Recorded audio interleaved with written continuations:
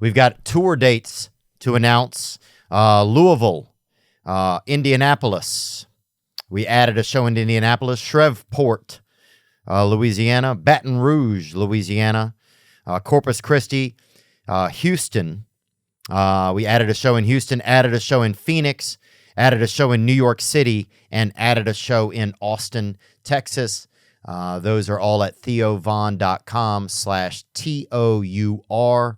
Make sure to do ticketing through those links to get accurately priced ticketing.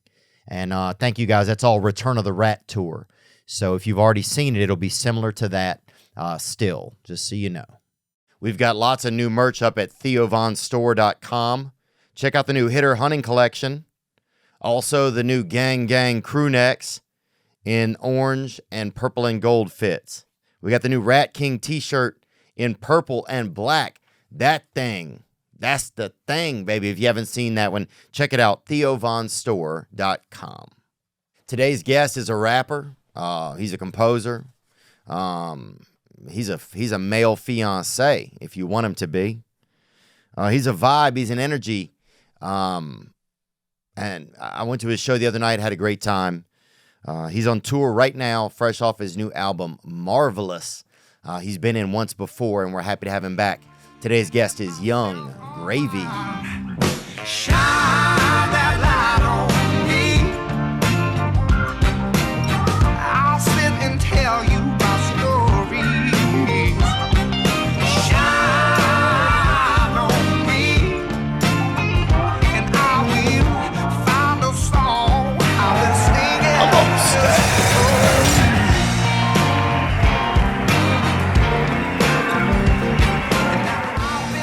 Oh, man. Dude, Gravy, baby. Theo. What's up? Baby, I'm good, man. It feels good to have a couple of days off right now. Yeah, thank you. Thanks for coming in, man. And we didn't plan this also. We didn't plan this, yeah. That's the camera right there Yeah. that's watching us, or all of them? What are the odds of this? Yeah, so I walked up with this purple sweater on, and I was like, damn, how cute. And then he pulls out the chains, too. This is very, it's a beautiful moment. Dang, we're a couple of lavender scavengers. That's something. There you go. That's what Riff Raff would call us. Missed that fool. My shoe also. Dang, baby, Yeah, my shoe damn. matches right next to the ankle brace. You know the vibes. God, bro, I love that shit. Like if you're going out, you're going to DFW, dog.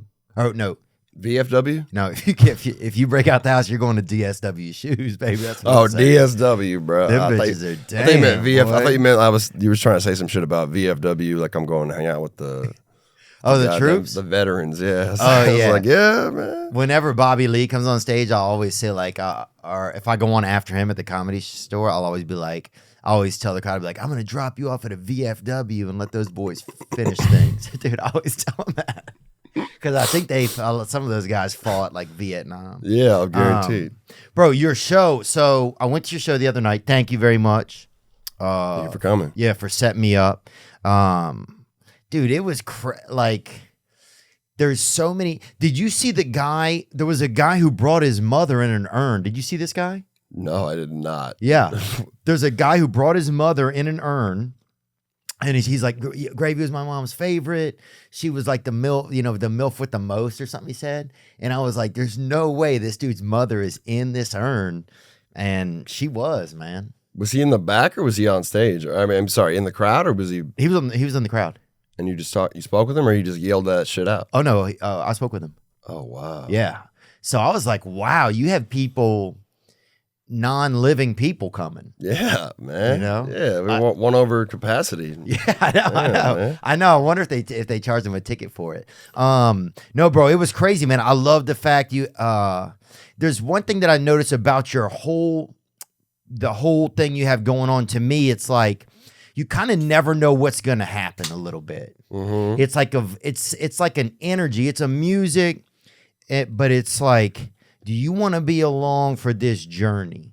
And you had Soulja Boy came out. You had Jesse McCartney. That was crazy. Yeah, man. Yeah.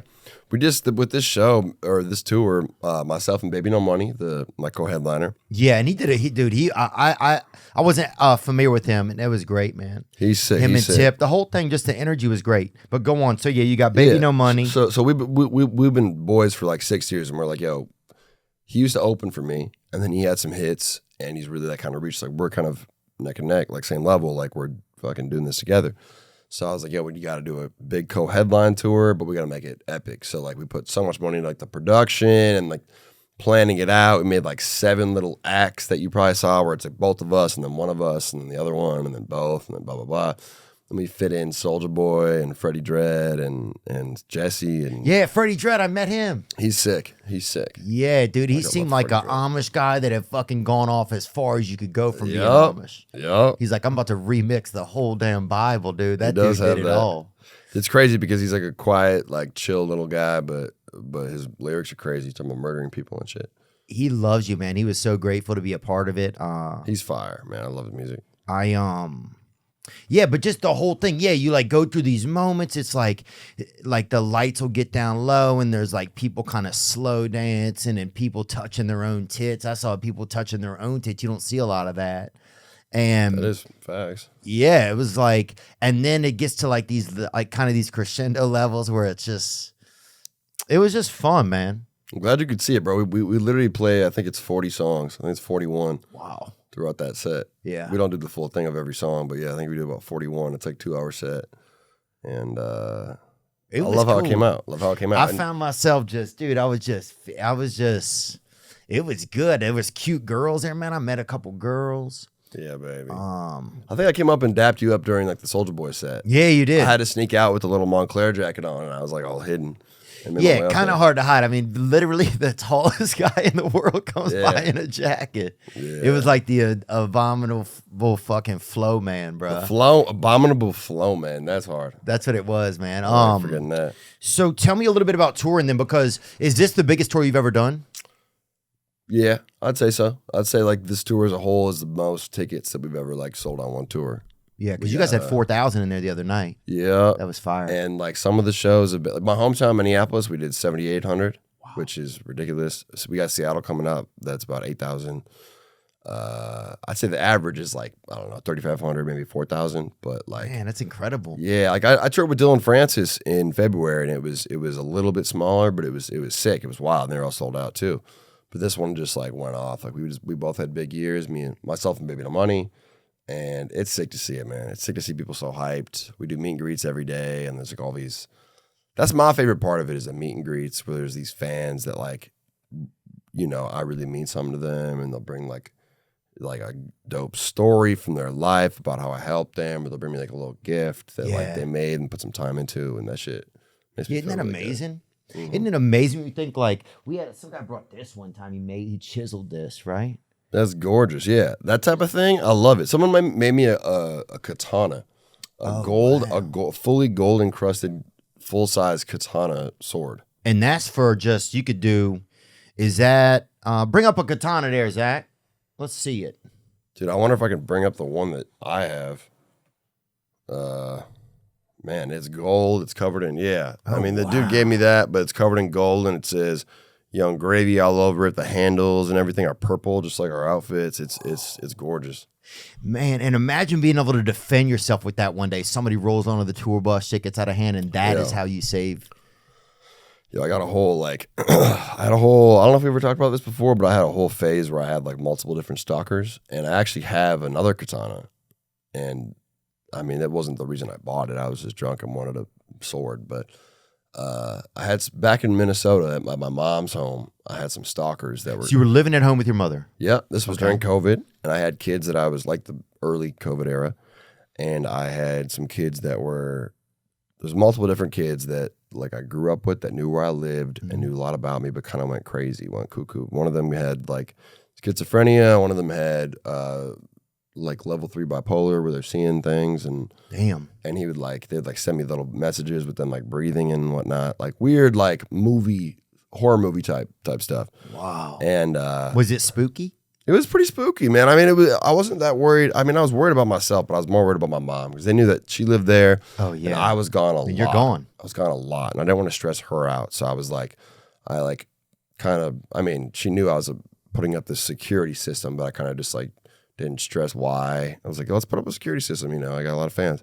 Yeah, and put these tripwires out here, like, damn. Bro, and there was like moments where they would like start threatening me and like coming like near my house and like giving me information. There was one time where okay, so I had this katana. That's what we're getting back to. I bought a katana when I was drunk, and then there was one time where that was all I had, and I was downstairs in my house, like in like the basement. But there's big ass windows on both sides of this basement, right? And you could see all over like the backyard and the front yard. And this dude was like claiming that he was at my house. This stalker fella. So I'm sitting there with a katana, dude, and I'm just like thinking about it. I'm like, dude, what am I gonna do? Like, how am I gonna slice this? Batter up, baby. Dude, Kirby. Fuck it, dude. It was crazy, bro. Crack that bitch, dog. So, damn. Yeah, man. So in the end, man, I pulled some strings. I got a fan to bring me a weapon, like a firearm. And I ended up realizing after that you can actually just legally buy a shotgun in Minnesota. So I got that. Yeah. And luckily, like right as everything was peaking, this dude that was threatening me and coming to my house, a homegirl of mine called the cops, and they showed up at his workplace and they found an unregistered pistol on him, and he's locked up. Other kids in an asylum. And there's a third one that's not even worth getting into, but he's also locked up. Yeah. Do you worry? So do you know like their release dates and stuff, or are you worried about that like kind of thing? Because do you think they blame it? Those guys are sitting in there like listening to your tracks, but also fucking, you know, getting jacked to them and stuff, and like, you know, like the release dates of their schizophrenia. What you mean? No, like release dates of like when do they get out of these asylums? Like, are they in there like getting like are they fucking revenge lifting? You know, because there'll be dudes in there. Yeah, they slow like some. You seen Cape Fear? Yeah, I've seen it. I've been there. You been to Cape Fear? Yeah, like Cape Fear, like some fully tatted back shit. I don't know. I'm hoping that it's all good. There's certain cities now that I go to where I always bring security. But you know, I just have a fear about it because, you know, I watch too many scary movies, but I have a fear of like someone getting a hold of me and like getting me like tied up in a chair and doing weird shit to me, man. It's my worst fear. Damn. Other than whales. I don't like whales. You don't? Scare me. It's just a big ass animal, and like if you're in the water and it's what is it about him you think? Oh, I guess if you're in the water and a whale shows up, you have zero chance. It's like you're floating around in the water. Let's say you're in the middle of nowhere and there's water. That's the ocean. Yeah, that's exactly what I was getting at. My bad. No, but thank you for clarifying.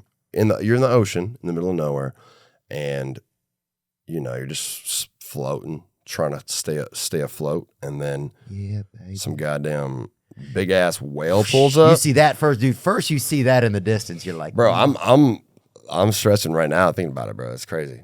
And what do you even do then? There's not much you can do. I think if you is it something you urinate around you, it won't come by you. What is that? Shark? Maybe. I've heard that with sharks. I don't know about whales. I'm really scared of sharks too, man. All that shit. Maybe jellyfish. If you pee on a jellyfish or something, it'll leave you alone. No, if you get stung by jellyfish, then you're supposed to pee on the sting. Oh, damn. Mm-hmm. But dude, I would pee. I mean, the only thing you could do is probably pee. I think would probably keep it away from you. I don't know. Do whales go away from urine? Can you run that? Yeah, I'm Googling it. I think I would just accept my fate, man. I think I would just lay there, close my eyes, and be like, it's not like I can swim away from that motherfucker. But whales don't eat people. It would be an accident if it ate me. You see that whale swallow those two girls? Yeah, we on the canoe? Yeah. Oh, that was crazy, dude. Bro, can you even imagine? And it sent those bitches back, dog. Yeah, they survived. But imagine being in a whale's mouth and then coming out and then living the rest of your life. But imagine getting rejected by a whale. Obviously, these chicks don't have guys. I mean, they're out there together. You know what I'm saying? Like, imagine. Saying rejected by a whale. Man, hey, I don't think whales can even like digest a human, man. I think I'm just afraid of them like whipping me with their tail or some shit. Oh. You know what I'm saying? And you're taller too. I think that's one of the disadvantages of being tall is there's more of you to get hit. There's more of you to get caught in a wood chipper. There's more of you to get in a wood chip, or just like anything that's loose. If there's something, a machine. There's a lot. There's a more of a landscape. Yeah. You know, it's like I don't know. I have to worry about probably a foot less than you. See, one thing that I've been told by friends, and I kind of think is a fact, is that I'm I'm between 6'7" and 6'8", but like my brain, I think only really is aware of like 6'5". So I have like an extra like 2 inches of my body that just kind of, I'm not clumsy, but like I'm good about hitting my head on shit, hitting my arms on shit, breaking bones. Like I think I'm just like a little bit, my brain hasn't caught up to the height. I don't know if it ever will. Wow, that's fascinating, man. I didn't know that something like that could happen to people, because they say also if you lose an arm somewhere and you like punch somebody, you can still almost feel like you're punching somebody. The phantom pain shit is so interesting to me. One of our old tour bus drivers just got his leg amputated, and it like I was just really curious. I mean, he's my boy. It's this dude Keith. Shout out to Keith. Was he a smoker? No, he got an infection in his ankle or something and just didn't treat it. Oh. And like I guess enough time went by where he had to amputate his leg up to like here, like upper thigh. He sent me a picture. It was crazy. But that's my boy. So I like wanted to learn more about it, and like it's really interesting how that phantom pain works. You know? Yeah. Phantom limb activity. Yeah, it's just amazing. Your limb is like, yeah, you think I'm going, bitch. Your brain. I mean, I can't imagine what my brain would feel like, man. I don't know. Yeah, it's crazy that so it starts to make you wonder what different interesting things are there about our brain, because bring up phantom pain, Zach. Phantom pain is pain that feels like it's coming from a body part that's no longer there. Doctors once believed this post-amputation phenomenon was a psychological problem, but experts now recognize these real sensations originate in the spinal cord. So it's like brain. you don't even have the arm, but like your cells are telling you that there's some shit there and it hurts. Yeah. It just makes me wonder, like, what our brain can really do. Like, are we mad? Because that's some wild shit. There's a lot of wild shit, man. I swear to God. I was doing DMT earlier today, and I was like... Today? Today, yeah. Well, with a pen, you can just hit it, and it's kind of casual, you know? And I was just thinking about it. I was like, man, like, I was looking at all my boys. I was kind of hungover. I wasn't, like, feeling perfect. And then I was like, damn, man, like, is this good for me right now? Or is this bad for me? But my brain was just, like... focusing on so many things at once, and it's like, you know, they say you only use like 20% of your brain or something. Yeah. And I feel like there's been moments when I was on acid where I don't know, maybe it's just me being all excited or whatever, but I was like, oh, I'm using at least another 5% right now. Yeah, you know when you find that extra gear, yeah, dude. Yeah, I'm like, oh shit. Oh God. I once took way too much of my antidepressant on accident. I hadn't taken it in 2 weeks, and I thought I was taking like just a half of a dose, but like I grabbed the wrong one, and it was like 3 times the normal dose, but I hadn't taken it in weeks, and I like went like this weird Super Saiyan mode where I was like thinking fast as shit, and I felt like a genius, bro. I was like, but it actually was good ideas. I actually planned out a whole set for a tour, all this stuff, and my heart was racing, so like I don't think I'm gonna do it again, but I still was kind of in like Super Saiyan mode, like yo. Was it almost like an Adderall, or what was it? Like a super Adderall. I take Adderall every day. It was like a super crazy Adderall. Like my brain, it was like I had 2 brains. Wow, it's crazy. It's lamotrigine. If you guys take lamotrigine, lamotrigine. It's probably not healthy to do it, but if you ever really need some inspiration, maybe try weaning off and then busting a couple of lamotes. Wow, I take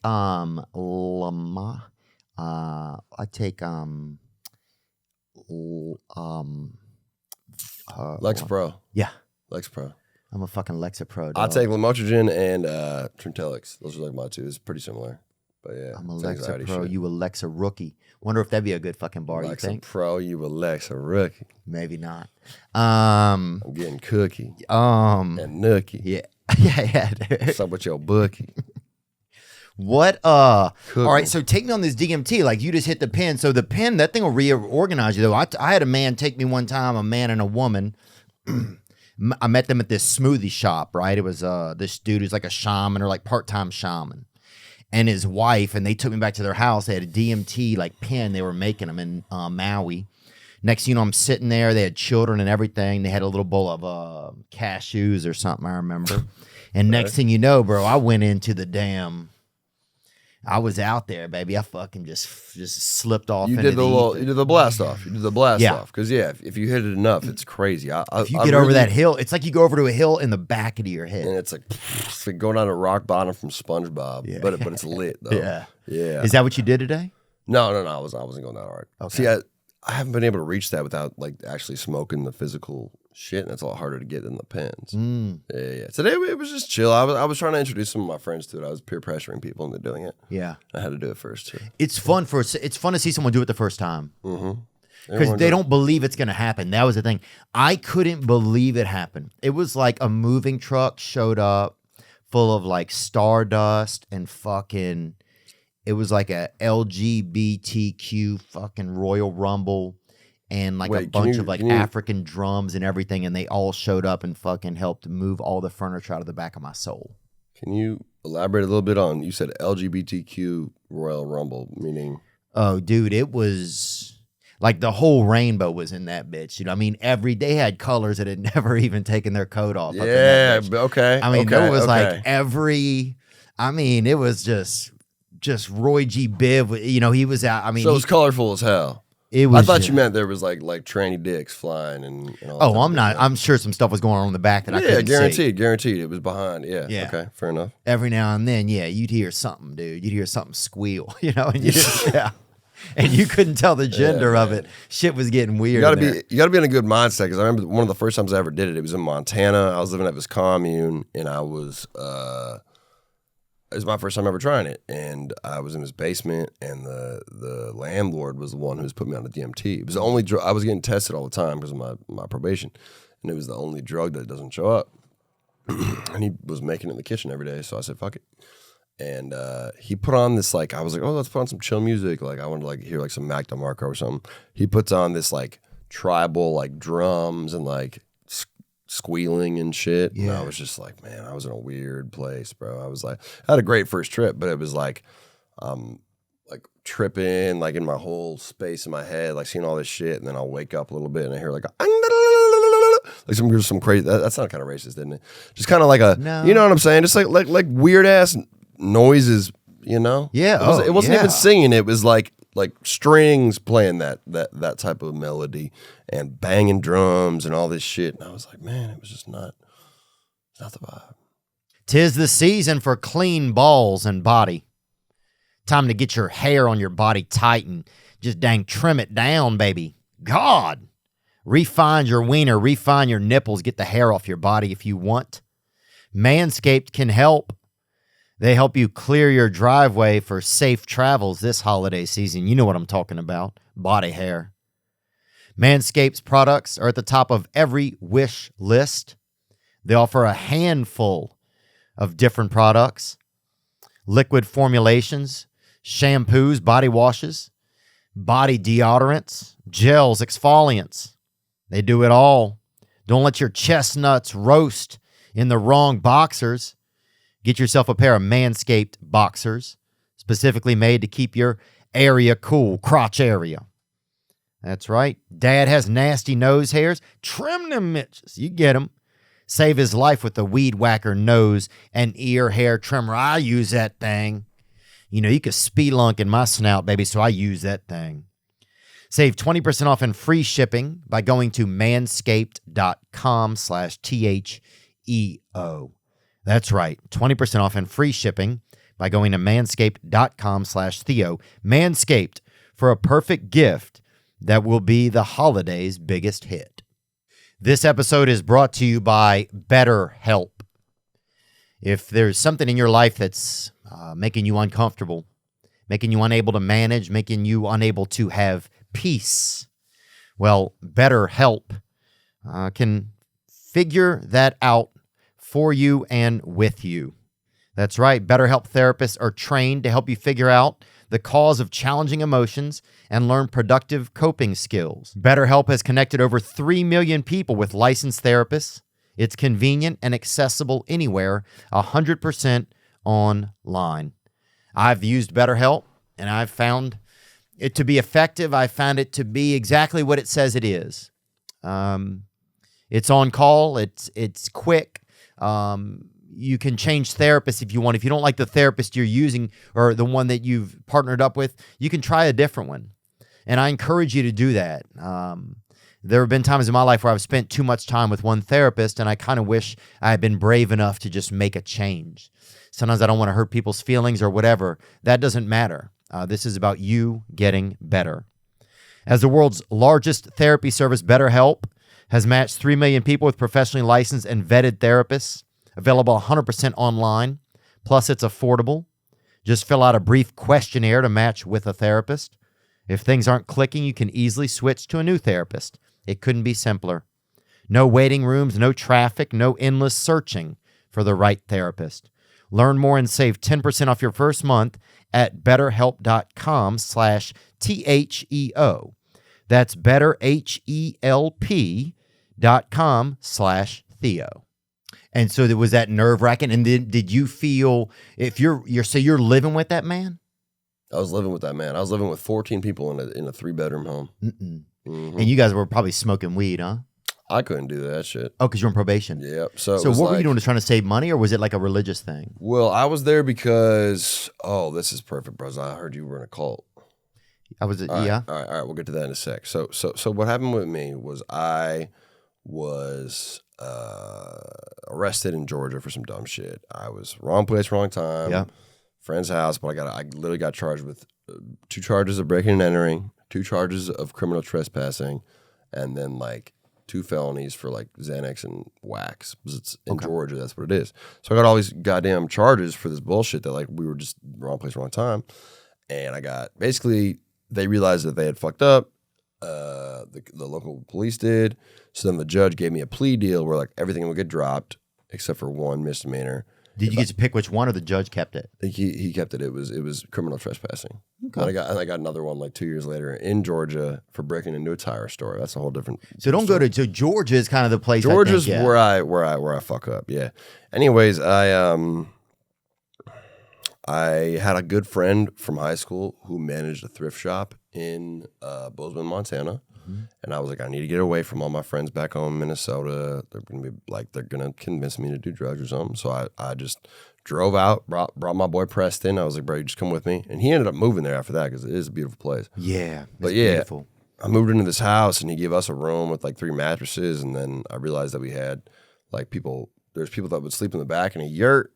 There were people that would sleep in the front in a truck. And then we would have like every room had 2 people in it. So it was like a little commune. We'd have like community dinners and everything and do DMT. It was beautiful. I had a great time. Yeah. It sounds great. It was straight up 24 days straight. I woke up every day and did 10 hours of community service and then went home, did commune shit. Was everybody there doing community service? Is it kind of a halfway house for people doing community service? No, not at all. Okay. It was literally just a bunch of goons, and I was the one kid that had to do community service. So they were all going on hikes and going on trips and doing all their cool shit, and I was like, every day I had to go to. But here's the thing: was that part of my plea deal was if you break any law within the next 18 months until you're off probation, you go to jail for the rest of the 18 months. So like if I got a speeding ticket. So that's why I wasn't drinking, I wasn't doing any of that shit. I just played it safe, just 10 hours a day. I mean, I did DMT, but besides that, 10 hours a day, community service. And what was the community service you were doing? I was working at a thrift shop. Oh, really? That's kind of cool. Thrift shop. It wasn't bad. There's really nice ladies, like older Which ladies. Which is every shop in Bozeman, I feel like. Yeah. I did that, and then I also did, this was interesting. So he's on like the board of like one of the chairs of like the whole city. I don't know, this dude Billy. He was a awesome. councilman? Something like that. But he also owned the local sex shop. And it was like this interesting little combo where I was like kind of helping out. That's a councilman. I was helping out at the sex shop, but I was also doing like this whole social media promo for this like suicide prevention walk. And I was just taking every single hour I could get because I did not want to go to jail at all. That was like right when I started popping off with music, and I was like, dog, I cannot. Man.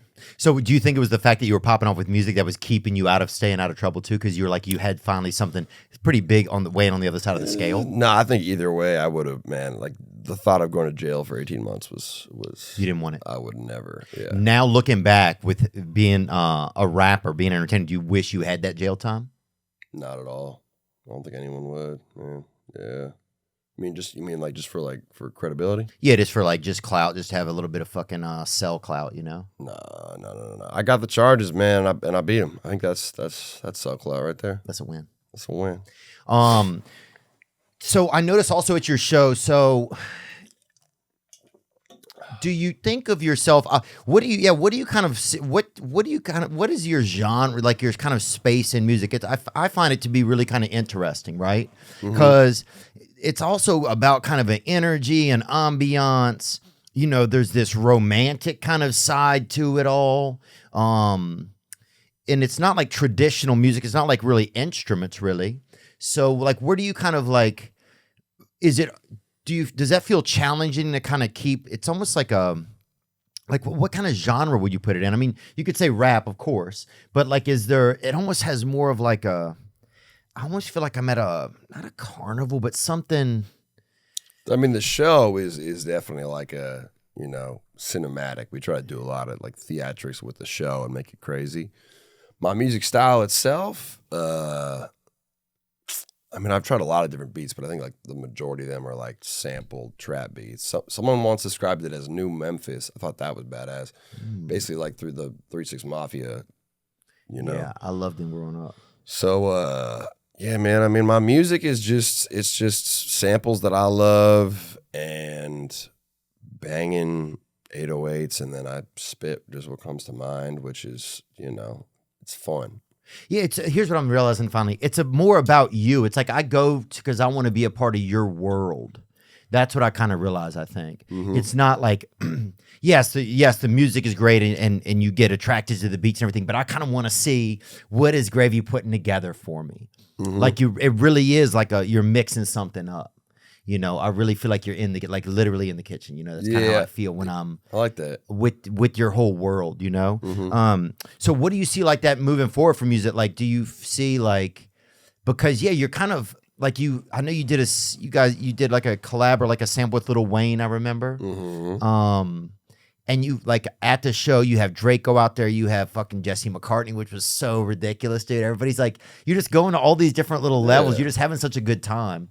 What do you kind of see? Like, is that kind of tough to keep up? Do you feel like that you're finding your groove even better with being kind of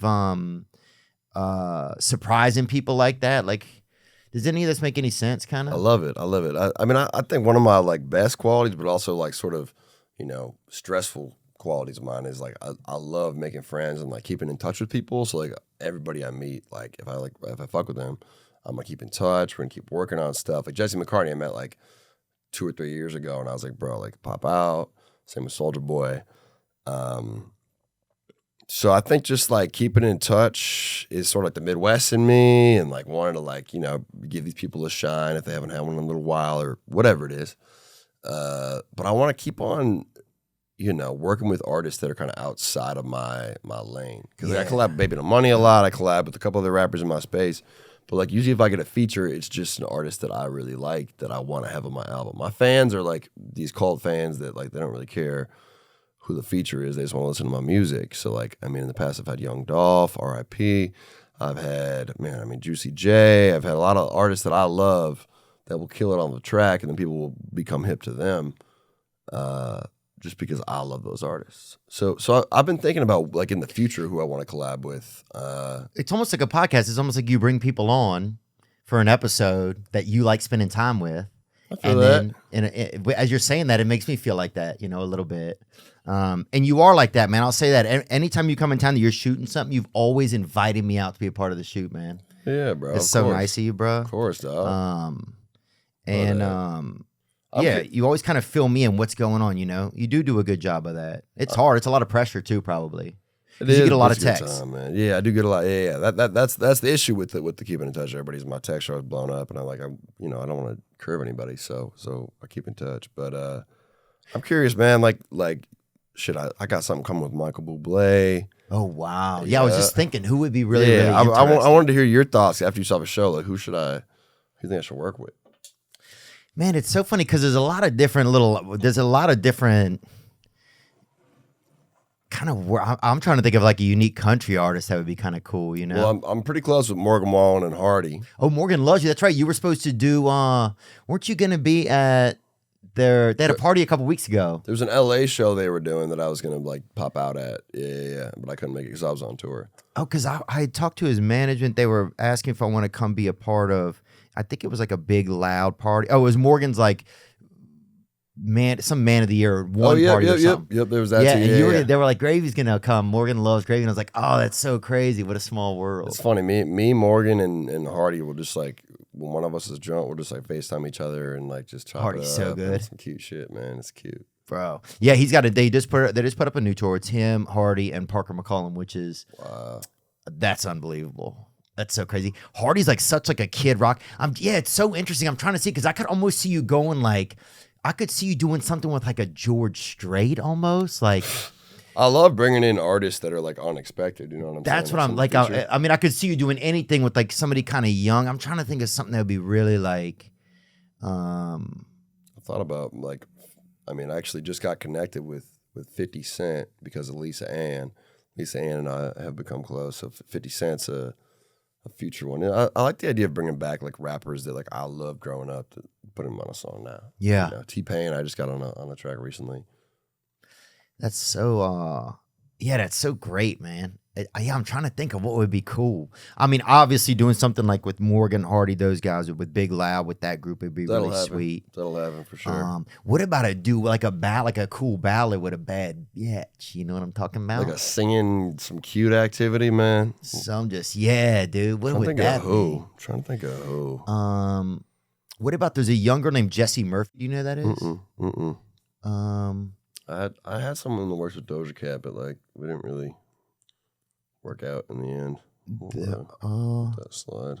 Dude, I could see something almost bizarre with like a Sinead O'Connor. She's like that song Nothing Compares. Do you remember that song? Nothing Is it country? compares. No, she was like I need like a Whitney Houston type. R.I.P. But she was like a Whitney Houston. Whitney Houston. Yeah, that's who she was, man. Word. All right, Bring up man. a picture of her if you can, brother. Help me out here. That's her right there. Sinead O'Connor, man. Yeah. And she smokes too. I think she might have smoked her throat out. Who's the girl with the Love is a Battlefield? Love is a bat. Oh, is that Fleetwood Mac's? No. Love is a battlefield. Oh, that's Pat Benatar. Lena Ronstadt's. Pat Benatar. Pat Benatar. Let me see her real quick. She's banging. Yeah, bring up that Patty B. She's alive. I'm gonna hit her up right now.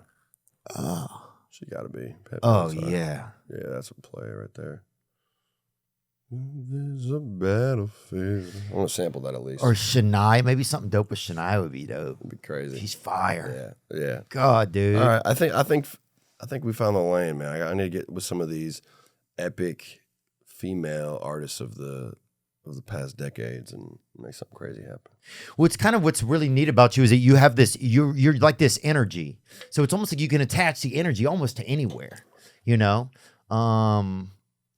Thank you. Yeah, it's Means a cool, lot. man. It's Appreciate that, dude. it's exciting. When I came the other night, I was like, wow. I was standing there with Trevor because I went with Trevor Wallace, and we're standing there in the back, and we're both just like, man, this is so cool. Just cool he goes, this is really cool to see one of my friends have success, you know? Mm-hmm. And I was just like, man, this is just so much. I was just having so much fun. And that was nice. It's like to go to a place and you fucking, you know, you're kind of feeling what, you know, you're excited when you get there, but then you're like, damn, this is awesome. You got to see the whole show? You got to see the whole thing? No, I saw probably, I would say 75%. You leave by the end? Yeah. The end's the littest. It is? Yeah, it is. Oh, dude, it was getting lit. As we're walking out, we could hear how lit it was getting. Yeah, dude. fair enough. But I had to work the next morning, Yeah, you know? I get it. And then I also saw everybody, so people's throwing those damn tit mittens the whole time. People are humming those fucking, Yeah, the boulder holders. oh, baby, people Yeah. are throwing those people had some damn fucking, Some big old tiggies, man. I'm telling you. oh, there was, Breasts. oh, the bras and they kept getting caught on the security guards that were in front of the stage. That was the best part. It's funny because yeah. So that started on one of the first shows. I mean, I'll always have shows where people throw bras, but those be a few. Here it And, is right here. Some people throwing yeah? some of them. People titting out. Yes, dude. People. God. And are they warm when they hit up there? Are they just? Usually, I mean, like sometimes I'll catch them, which is badass if like someone throws it and I catch it in there and it looks cool. But yeah, man, people. Yeah, I mean, ever since I posted this video about it, and then ever since then, now every show I'm getting like a ton. Like I basically promised I did promise, and Yeah, and I will. you guys are doing a charity. It's a So I'm donating all the bras, but I'm going to take the value of all of them, which kind of was decided amongst the people on like the comments that it's like about $50 a pop for one of them nice bras. oh wow. So like based on the amount of the number we get, I'm guessing it'll be like a little. I mean, probably a little bit over 1,000 because we were at like 800 right now. No, it'll probably be a little more than that. Anyways, I'm gonna donate $50 a pop, so it's gonna be like a quick 60 bands to the breast cancer, man. Gotta Dude, do that's it. magical. Yeah. Gotta do it. Oh, man. we have to keep breasts out there. Imagine if suddenly they said, nah, no more breasts. No more breasts. Yeah, man, that'd be problematic as hell. You remember some of the greatest breasts you've ever seen? Is there a pair? Breasts are only. It's hard to keep a long. Breasts don't hold a long time in your head. I feel like it has to be recent breasts. Yeah, that's a good question, man. Wow, Lisa Ann has pretty cool tits. Yeah. Now you guys got together, and she's a famous pornographic actress, right? Mhm.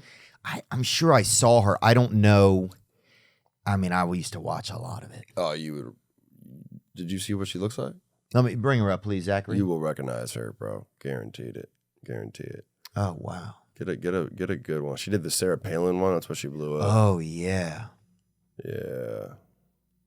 So I'm going to the AVN Awards with, man. She's a porn legend. She's kind of been retired for a few years, but she's a sweetheart. She has some cool tits.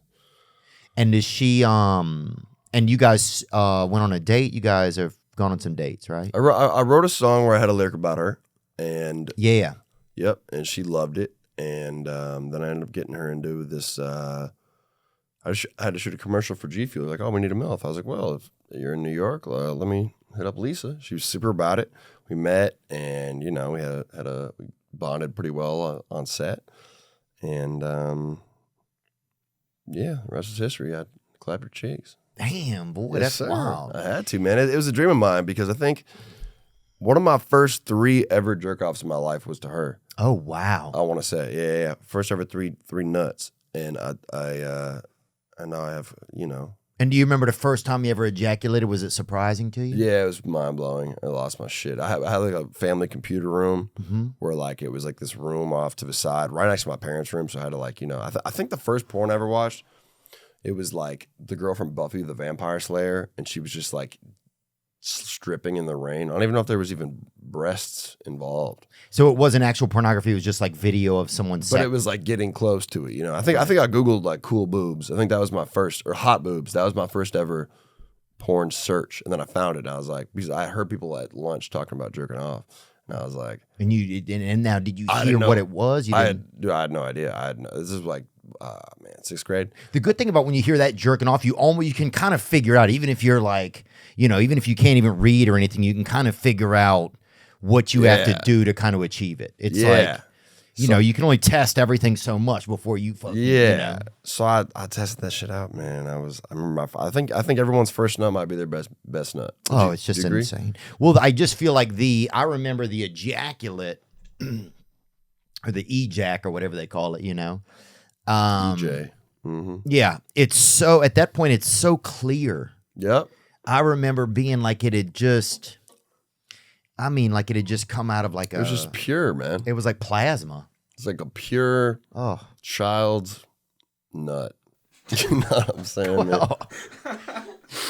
Yeah, man. That was let's don't say it again. I know what you're saying because I was a child and you were a child, so we can say it. But I think yeah. I don't want to. It's weird. I don't want to think about it, but think I do. about it, but yeah, we're talking about ourselves as Yeah, children. yeah. It was our own pure child's nut. So yeah, if I'm thinking about my own self ejaculating as a kid, that's not like pedophile stuff, is it? No. No, it's your own nut, man. Yeah. I'll never forget my first like 5 nuts. How old Yeah. were you when you first busted one? Yeah. Thanks, man. How old were you? I was I think I was like 13. And I didn't really know. I remember like finding some videos, right? My brother had some pornography up there hidden in his closet. And some Alizé whiskey. Pull up some Alizé, Alize. Alizé, bro. I'll still sip some Alizé every once in a Oh, while. dude, yeah. If I want my Damn, fucking, so you got into is it whiskey? Isn't it like a weird little like it's a mix. it's like a little bed? Oh, there it is, right Schnapps, there. there you Right go. there. Get that orange one, baby. Or the yeah, that one. That's what I remember. Yeah, Oh God, dude. Oh. Alizé. That shit's popping, especially at like Oh, I can belch and In the just wrong taste my neighborhoods, childhood, man, even just yeah. looking at it. And so he had a jug of that up there, and I found some videos on his shelf, and so I hit 2 swigs of that, and I fell off the shelf, man. I got drunk. It was like I climbed up some shelves in his closet and fell off that bitch, and Then jerked off. then I kind of came to. I think I even blacked out, and Damn, that's a crazy first nut. there was a lot going on. And then I got these videos and I put it in the video player. And I just remember like laying in my brother's bed, because his bed was by the TV and he was out of town. And like Your brother's bed was your first nut. I didn't even think about that yet. Crazy. Damn, bro. All right. You know, things happen. God, bro, but he wasn't there. Yeah, no, I respect it. So it's Probably like, cleaned up a little bit.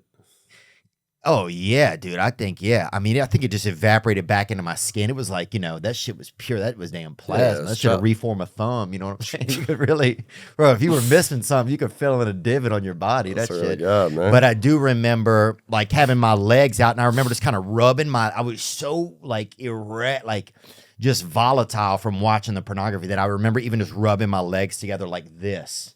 And that alone was just too Getting much. you going. Oh, it was just too much charisma going on. Just Too even much just, heat. Yeah. oh, I even just my own legs, because I'd never, like, if you'd have took 30 seconds before, if I'd have rubbed my legs, it would have been nothing. But Yeah. now that I'm all keened in on this pornography and titty on the video, it just had taken a new level, and I just, Dude, I had no prior knowledge of what was about to go down. So I'm in that bitch, like, just, getting to it however I could. I think I might have had like a silky napkin or something. I oh don't God, know. yeah, of course you would. What are you? You're gonna. I mean, I'm surprised you didn't have a cape Just on. on brand. No, bro. I was like I was not balling when I was fucking 14, man. I don't know, some napkin, and I just remember like it was like, damn, this is cool, man. I'm really getting into this. And then I busted, and I was like, it's like it's like blasting off on DMT. I was It like, really is. damn. I was like, that's what happens. And then my dick looked fucked up for like 2 days. Oh wow, really? Because it just had been It through just so all much. swollen. You know what I'm saying? Yeah. Yeah, it is. Anyway. It's almost like popping a pimple for the first time. Yeah. God, I remember I saw a man cream out on a video. And I was like, there's no way, it must be a special effect or something. Yeah. And so I remember doing myself like that, just genie in my little lamp, dude, and goddamn, brother. I mean, just somebody wished for damn semen. I would pay money to have my first jerk off again, man. Swear to God. Goodness gracious.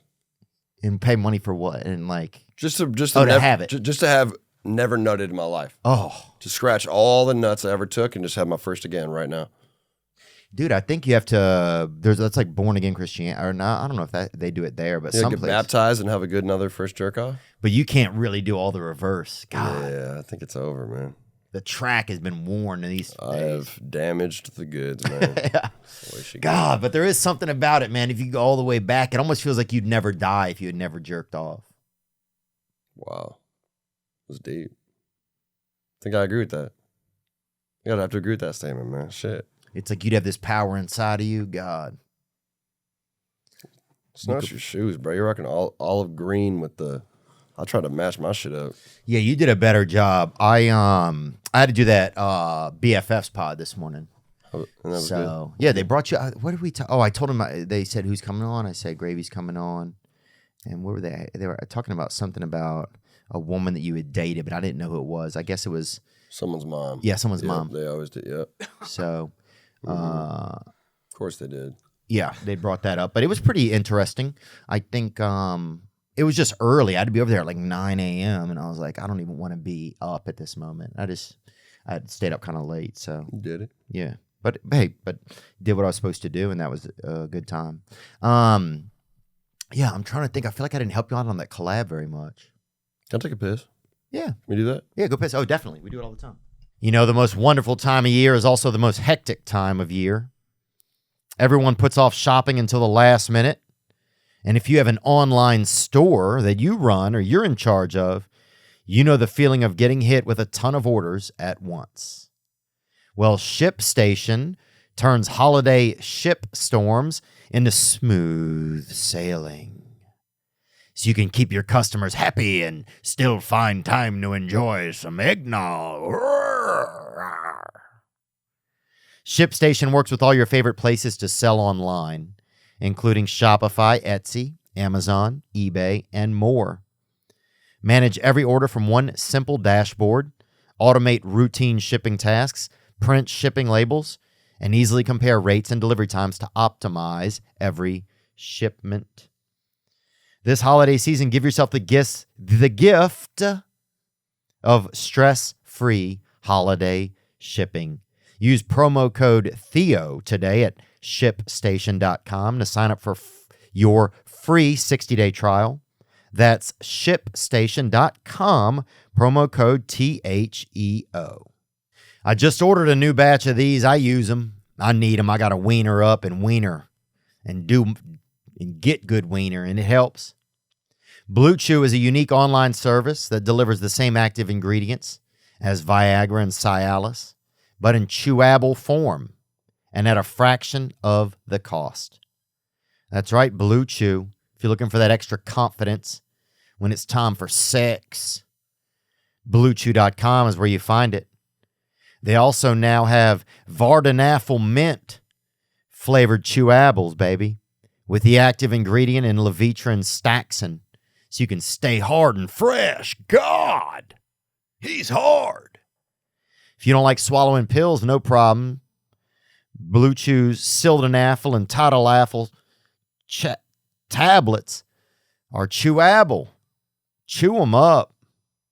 That's it. Blue Chew's tablets are made in the USA, baby. Get that hacksaw, Jim Duggan. You feel me? And guys, here's a special deal for you. Try Blue Chew free when you use our promo code Theo at checkout. Just pay $5 shipping. That's BLUECHEW.com, promo code Theo to receive your first month free. So take me through like some of your process of putting music together. Like when you start, like where do you get inspired these days? Because I know with like jokes, like I'll kind of notice something funny that I say with my friends, and I'm like, okay, this is a bead on something. You know, it's almost like a welder when they light that bead up, and then they start using the bead to do all the welding. Yep. What does it feel like for you as you've gotten to know yourself better? Honestly, I listen to a lot of really old music. Most of what I listen to hip hop, you know, when I want to get hyped up, but like most like what I'm casually listening to, like on an airplane or whatever it is usually like some 40s to 70s era. A lot of times I'll just find a sample in there that I really like and the vibe of it. And I'll send it to like, I got a couple producers that are really good with flipping those.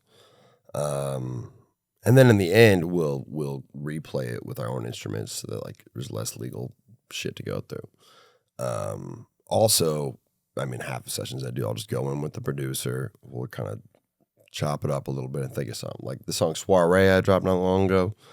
I walked in and I was like, hey, bro, let's make a Beethoven joint. Let's make a Beethoven song. And he was like, all right, bet. And he just shot it to Willie, legendary producer, just whipped out his fucking piano, recorded it, and played like this Beethoven-esque ass track, and I spat on it. And it depends, but usually like it's either in person with a producer starting from scratch, and I'm like a big part of the production process, or I'm sending a sample and we're kind of, going step by step.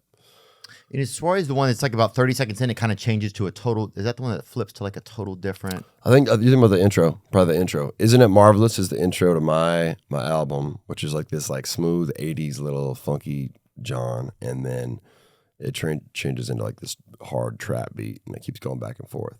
Soiree is the second song where it's like this organ playing that Dwelly played, and man, that one came out hot. Yeah, that's something that's interesting about you when I'm listening. It's like it's like I'm in different time periods, kind of, It's almost like I'm just, I feel like I'm just kind of traveling through joyful different moments in time and in music. It's kind of cool. I like to really mix it up and like have each beat be different. Like I don't like having multiple songs on a project that are the same. Where a lot of artists, it's like they have a style, and all the beats are going to sound in a certain range. Where all the beats are going to be similar, like a Playboy Cardi or like a Lil Uzi. Like their beats are all like in the same sort of style. But I like to like really mix it up, and like I think a lot of artists, it's better for them to make a specific style that they rock with. But for me, it's like, my voice, my lyrics, my, you know, sort of just style and, you know, regalia, all that. Yeah, Simon Rex, shout out. Yeah, shouts for Simon Rex. All that kind of speaks for itself. And then beats, I just want to try new things every time. What about BG, dude? He might be somebody that'd be interesting. He's kind of been gone. BG Knockout? No, like the BG. Do you remember him? He was part of like I mean, the BGs themselves are who I kind of based my style off of. Oh, dang. So they had a rap out in New Orleans called BG. And I know BG Knockout, who's from Compton, but I don't know about BG. Yeah, they had. Can you bring him up, Zach? New Orleans, y'all did have some Bling fire, bling. He had though. that. Remember, every time you come around my city, bling bling. Mm-mm. Pinky ring, word about 50 bling. I'm bling. about it, man. Yeah, I honestly have no He idea. was with Lil Wayne in the beginning. They were Bro, that early shit is so him, badass. Juvenile. Juvenile used to live in a neighborhood over from me when I was growing up, and so Really? we heard this crazy story one night that he chased some women down the street with an ice pick, and then we all went out and bought his album. Fire, man. That's prime marketing right there. Oh, dude, we were That's like, sick. we were buying ice picks and shit. People giving each Yeah. other ice picks like as stocking stuffers. Bro, New Orleans, y'all got, what, Lil Wayne, Juvenile, you got that old troop, Birdman. DJ Khaled. DJ Khaled's from New Orleans? People don't know that shit. I thought he was from Miami. Wow. People pull up DJ Khaled. You got Suicide Boys? Have you ever met Suicide Boys? Yeah, and I've asked Scrim to come on the pod. That would be a good. What if you guys did something? Yeah, that could be interesting. They brought me on tour. I've been Oh, on they tour. I've been on did. tour with them, and I'm pretty close with them. Like Yeah, we're tight. But Scrim they're and Ruby. very strict about their. There you go, New Orleans. Yeah, they don't like to. Yeah, I mean, the Scrim doesn't party, you know, and so They don't party, and they really don't want to collab with people. But like we've done enough shows together and stuff where I feel like it could happen pretty soon. Yeah, they're specific about their world, you know. Yeah. they're really Yeah, specific yeah. about their world. Scrim's like that. He's you know, he does exactly what he's doing. They're kind of like genius, man. I really respect them, and like I'm inspired by the Suicide Boys. They're so sick. Yeah, I love them. I saw Scrim and I keep in touch a decent amount, and who did I see on there? Shakewell was with them. Cheddar. They had I was on that tour. Was you talking about a tour? 'Cause I was Yeah, on, this I was one. on the one. It was Cheddar, Shakewell, me, Ramirez, Germ, Turnstile. This was like last year. They just did another one with Ski Mask, but this time I was like the Ski Mask. I was like the direct support, and it was sick. wow. It's only on a few shows, and they wanted to have Chief Keef too, but he didn't show up. Oh damn. And that's sad. Chief Keef is a great dude. Was there? Is he? Don't get me wrong. I've kicked it with him a lot. Always, dude. Like he doesn't talk a lot, but anytime he says anything, it's really cool. Wow. And he's just a very giving person. And anytime I've asked him to get on a song, he just slays it. He's fire. Love Chief Keef. Sway Lee is sick. That would be fire. I haven't met him, but I have a lot of mutual friends. That's a good idea. Nicest dude, man. I got to meet him at the Super Bowl, and his uncle is a comedian. This guy Sully McCullough. So Dope name. I'd always I knew that they were out of Mississippi, so I'd always be talking to him about it and stuff like that. And like I knew that that he was related. And then I was at the Super Bowl and he was there, and I was just so amped. And he was literally probably the nicest dude in the room. Just Sway Lee. just so cool. I mean, everything about him it seems really cool, you know. But He is cool. But he was real friendly. Dope. Yeah, man. that was pretty I love fire. meeting people that are like really, really up and are still friendly. You know, Yeah. it's hard to find sometimes. Yeah, I think that's about your energy. It's like people want to work with you because they want to be around you too. You know, I think that's probably a big aspect for people. I actually ended up the last 2 years getting booked as I was the most booked college artist the last 2 years. Really? Yeah. So you've been playing colleges? I was the most booked artist at colleges the last 2 years, and that's purely because we're professional, we pull up, we're really nice to everybody. And so I did I think 40 shows at colleges last year and about 35 this year. And Are you going through NACA and stuff like that? Did you go to the through the conference? Like, is it specifically for the college or is it college town? it's college. It's like their actual spring festival or their fall festival. Fuck, that's Yeah, sick, dude. Yeah. That's I'm a doing- tough market to do on a lot of times. And it just worked out, man. There's a lot of my fans are these college girls, and then I meet the promoters who a lot of them will book for tons of different colleges, and if we get along well, it's that's really important in music, and I think every industry is if you're just a good person and not a dick and do what they ask. It's me and Waka Flocka are the two top. It's because Waka Flocka is a great down to earth guy. Waka Flocka and I did a few shows together, and he brought me aside and we meditated together. He's vegan. Oh, damn. Dude, he is like not what you'd expect, and it's awesome. Great, down-to-earth fella, about my height, way stronger. When you see people that are your height, do you think that is there a better chance you're going to be friends? It's a really good question. I feel like there's like a little bit of a bonding with tall people, you know? Some of them will you know, instantly come in with like the opposite feeling, like, oh, he's the other tall guy, you know? Like height beef kind of shit? Yeah. Like I can't remember. I met G-Eazy and I think it might have been that way. I don't know. Anyways, most tall people, yeah, we have a little bit of a bond, you know? We dap up and be like, hey man, pleasure, you know? Stay long. Stay long, bro. Yeah. You long drink of water? Yeah, Jeezy always has a lot of chicks. That's what I always hear. Jeezy. Yeah. He went to school in Loyola in New Orleans, actually, which is kind of interesting. Wow. Yeah.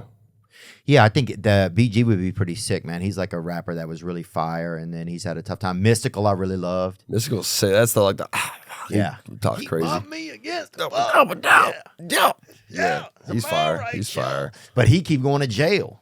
He keeps doing pedophilia or pedophilia. Okay. Well, I probably won't collab with him then. Yeah, they keep popping him. Yeah, they keep popping him, dude. On to the next. Man, Morgan Wallen and Hardy, we got that locked in. And have Ernest write it, man. Ernest is a great writer that works with them. Ernest. So have him help write. All right, cool. Yeah, Ernest. He's Flower Shops. You ever heard it? That's a song. It's a beautiful day. Wait, is it Morgan Wallen? Crying all night. I actually have heard it. I have a roommate who will wake up every morning. He sleeps on our couch. Yeah. He's like our couch dweller. Wakes up every morning, blasts Morgan Wallen. Yeah, that's how I wake up most days. That could be me easily. Mm. Zach Bryan, have you heard of him?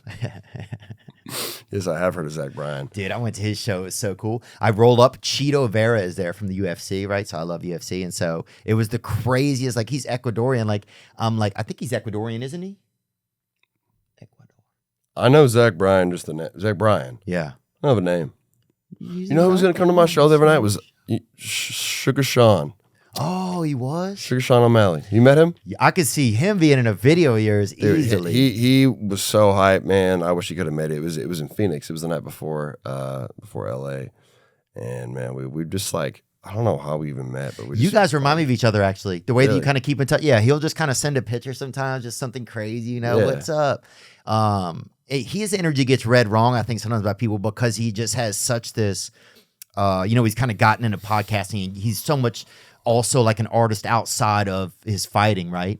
So I think a lot of fighters initially, it seemed like we're like, what the fuck is this dude doing? He's not a real fighter, you know, because he's able to manage two different real businesses in a lot of ways. He's sick, man. But man, yeah. he's so good. His energy's always fun, man.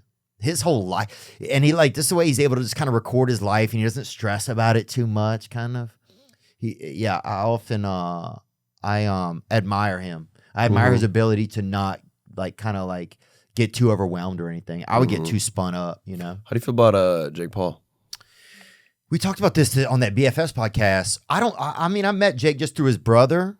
And I was talking more with Logan and anytime I've ever been in the same space as those guys, but I think he's serious about boxing. Mm-hmm. You know, dude, I used to think the dude was so lame, and way back, like I met him and he was pretty actually cool dude, and now like I think he's undefeated against all these like professional fighters, like. Yeah, his marketing is douchey, and he's got his own thing going. But like, it's pretty badass, man. Like, I got to show love to him. Logan's a really good dude too. I like Logan a lot. Logan seems Logan is cool. I've interacted with him a lot more. Jake, it's like, you know what? I don't know if I'd be your friend, but I think you are a badass, my friend. Jake seems tougher to get to know. Kind of, he seems like his own.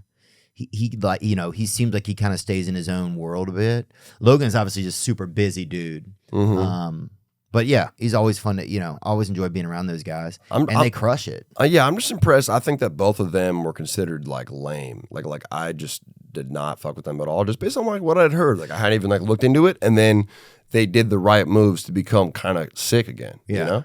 They fought. They literally tried fighting, which is like impressive. They trained from nothing. Yeah. And killed it, and like they're doing a lot of dope shit. So I got respect for those guys now. Well, you have to admire their commitment the ability to kind of evolve, right? To make that choice to go from, what people would call a YouTube star or a YouTube fame, which has got to be so like, I can't even imagine coming up on that being with young. horrible diss tracks, all that. It's just trash. But then you come in and you find, I think they just found what they're meant to be, man. That fighting space. And then he went to that Japanese mistletoe thing or whatever, and they fucking rocked him about that for some reason. Like, what do you do? Wait, He's a tourist, I remember him filming a dead person hanging from a tree. That's what you're probably thinking of. He went to the Japanese suicide forest. Yeah, it wasn't mistletoe. It was a dead man. Yeah. Oh, damn. Well, Yeah. I mean, that's the damn Grim Reaper's mistletoe, son. I guess so, man. Hey, I still fuck with y'all, fellas. Yeah, and it's I mean, a lot. Yeah, nobody wants to be a part of suicide or anything. I can't. But also in Japan, they don't have a lot of room to do stuff. I think so. I think they have to do things like in certain areas. There's not a lot of room there. There's interesting like cultural. I talked to some psychiatrists about this. Like, there's interesting like different countries have cultural like views on suicide and stuff, and it's like. I think Japan has the highest rate of suicide because it's like just kind of like part of their culture and like embedded in their embedded. Is that a term? Embedded. I've seen it, dude. I'll tell you. Yeah, that. you know the inbreds. I know the embed. Yeah, embedded in their brain. I've seen it. They got some square tits on. Yeah, them. man. Pull up the Japanese suicide. I would like to know a little bit more about it, just so we can. Yeah. So I have some clarity. Suicide forest. I've heard a lot about it. Anyways, Japan and like Russia, and there's like one other country where they have like just culturally, like they have like the suicide like statistics are crazy different than anywhere else. Wow. I think Russia in particular, it's like a crazy amount. Okigahara. Yeah, it's this one here. It's just a heavily wooded Forest. forest. Okigahara, also known as the Sea of Trees, is a forest on the northwestern flank of Mount Click Fuji. on that one. Yeah. How many people do it? How many people commit suicide? The people also ask, yeah. 30 every year. About 30 people committing suicide there every year. So for one place, imagine if there was one park, That's like more than one. That's like 3 a month, man. That's crazy. Wow. Yeah, imagine being like the park ranger. You're the park ranger, and you just got to pull up and do like, oh, there's another. Yeah, because that's one every other week. Yeah.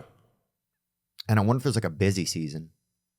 Guaranteed, bro. Like when it's cold out and shit. It's a beautiful place too. Well, maybe that's why too. I think it looks like it's such a beautiful place. Dude, I saw this crazy TikTok the other night. A guy is trying to hang himself, and a guy walks up on him and is recording a video and like talks him out of it. And it's all on video. And the dude's like bawling, crying and stuff. Like sometimes I'm like, is some of this on TikTok? Is it even real? But this thing looked pretty real. That sounds real. I feel like that'd be. There are people that fake some whack shit, but I feel like that'd be pretty fucking whack to fake that. Yeah, can you see that, Zach? I don't know how you would even look that up. I'm trying to find it. I'm trying. And I know it's probably going to set off alarms even looking for it. Wow. When did you start to feel like, okay, I'm turning a corner here? So you end up at the commune, you got the music going, you've obviously had some juvenile issues starting out, like out of the gate, trouble in Georgia. You can't, but you have this vibe that everybody loves. You're doing music. When does it start to kind of turn for you and you realize, okay, I really have to lean into this, or you just realize that it's getting bigger? Yeah, it was right at the end of my my commune stay in Montana. I was just finishing up that probation. I had about a year left in college, and I was working hella hours. Dude, I was going crazy. I was so motivated that I was a full-time student, 18 credits at University of Wisconsin. And in Madison? Madison, yeah. Dang, baby, yeah. I used to go to Comedy on State perform there. Oh, I remember comedy. That's the first place I ever got kicked out of in my life. Yeah, man, that place is great. Anyways, I was doing that. I was working 20 hours a week at this place that would have probably ended up being my job if it wasn't, for the music stuff that popped up. And I ran this pizza company with my homie. Basically, what was it called? The Pizza Roller. Basically, what we did for about almost 2 years, we bought like a souped up golf cart, and we put this trailer on the back that was like this metal thing that kept things warm. Partnered with a local pizza chain. And what was it called? Joe's was. I was about to say Fazoli's. No, there was a great pizza place there. Fabian's or something. I don't know. It was it wasn't the best pizza in town, but it was like we would hire kids to drive this thing around, play music, put lights on it, and they would sell pizza by the slice to the drunk kids that went to the bars. So we do it 4 nights a week. They go out there from like 9 p.m. till 3 a.m. and just sell pizza to all the drunkens. Yeah, and that was like my first business. After that took off, and we made a good bag on that while we were students. Yeah, and you're giving the people what they want. It's what you've always done. You're giving the people what they want. Thank you. And then I think I had like a year left of college, and it was either like, oh, I'd take this job in Atlanta. They were gonna make this my own office and like run this whole program, or it's like I really like this rap stuff and it's kind of starting to take off. But it was like, yeah, right at the end of that probation period in Montana, I had a song that blew up and they posted it on Bleacher Report, and I was like, hey, like this is kind of lit.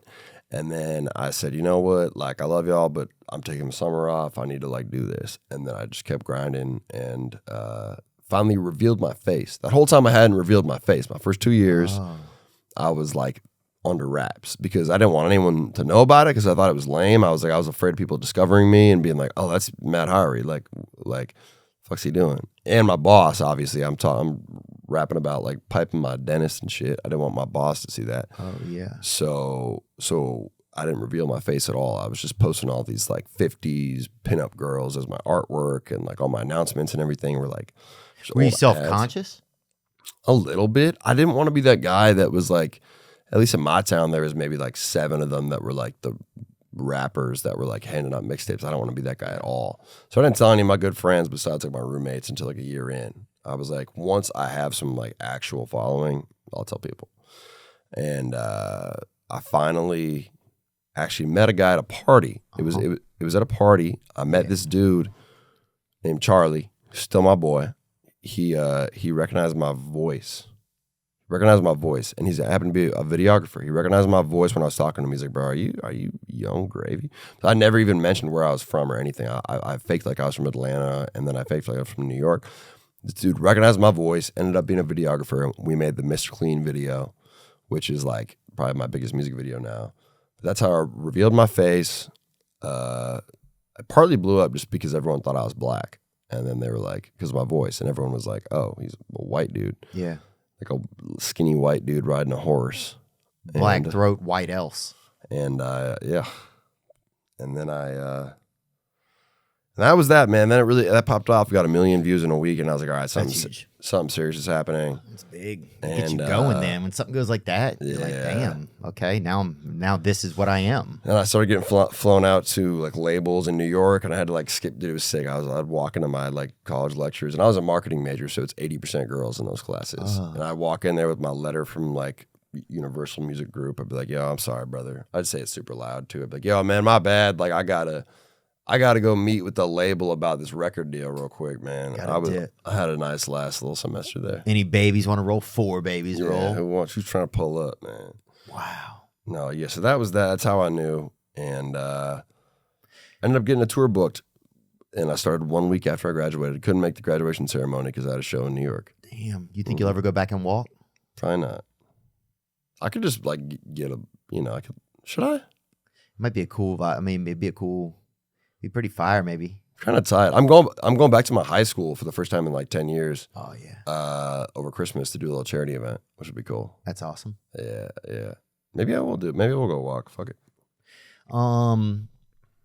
What's in the news, Zach? Let's just see what's happening in the world. Oh, you talked about a stalker. They had another stalker that happened. What was that? Some celebrity was dealing with it? Yeah, Kim K, we saw this in the news. She got a restraining order against a guy who I guess claims that he's talking to her telepathically. Ooh. Oh. See, I think this is one of the byproducts you get of like this metaverse thing and like a lot of these avatars is that people start to believe then that they are in instances with you. This man, it says, Andre Persaud, is prohibited from contacting her. Persaud showed up at her home at least 3 times. Yeah, he has to stay 100 yards away for the next 5 years. From but what does he mean telepathically? Is he getting weed? Is he he probably bought one of the? They probably had a free Ouija board with one of those lip kits or something. Yeah, I guess he claimed to be armed and showed up at her house 3 times. That's and pretty. her That's claim. not the vibe at all, man. Yeah, and also these bitches seem like ghosts now anyway, almost. So it's like I'm not surprised that if one of them showed up through Ouija. God damn. Dude. What else Yeah, they I got, want that. man? Yeah, you were talking about school. They just announced what the Oxford Dictionary 2022 word of the year is. Oh, let's get it. You ready? Mm-hmm. The Oxford Dictionary Word of the Year. What do you think it would be based on this year so far? What would you each guess? Oh, that's a good question. Gas. That's a good one. Extra definitions. No, let me think. What's a word that hasn't been? Is it going to be like a word that's been used very often or something? Yeah, Like, or is it how a do word they they're pick? adding new? Yeah, what is it? Yeah, the vibe is that every year it's like what kind of enters the lexicon that the Oxford Dictionary thinks that they need to start. Okay. You know, I'm trying to think about like social media and what people really say a lot. Oh, TikTok?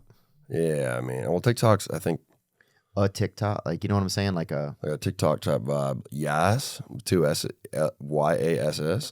that's a good call. I would say vibe. Vibe. Vibe. Vibe's been around for a little while. That's the thing is you can't use a word that exists. Oh yeah. Oh man. What about that badussy? People say badussy. Bussy?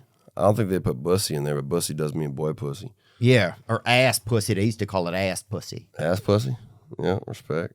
I remember this lady at this gas station would always say, y'all trying to get that ass pussy every time we'd stop there to get some gas, and we didn't know what she was talking about. She's a dude? Huh? She was a dude? She might have been. I don't know. She's offering that ass pussy. We can't get it, man. What's up? What is it? all right, you ready for it? Mm-hmm. Goblin mode. Goblin mode? Oh Just 2 my words. God, that is fucking funny, man. I don't know exactly what it means, but It's a I slang think I do term. know what it means. Describes as unapologetically self-indulgent, lazy, slovenly, or greedy behavior. Oh, that's America then. I regularly enter goblin mode, man. That is funny. I was expecting worse. That's the definition. Goblin mode. So whose fans are goblin moders then, I wonder? Playboy Cardi, for sure. Yeah. His fans are tweakers. Are they? Oh yeah, Damn. they're cool, but they're just like, oh, so Yeet fans. Yeah. And what about do they still have? Is that a done thing, you think? People being named Lil something? Like Lil, because it kind of turned into like. I'm a young. right. You know, keep that in mind before Yeah. you speak. I'm a young, but I spell it a special way.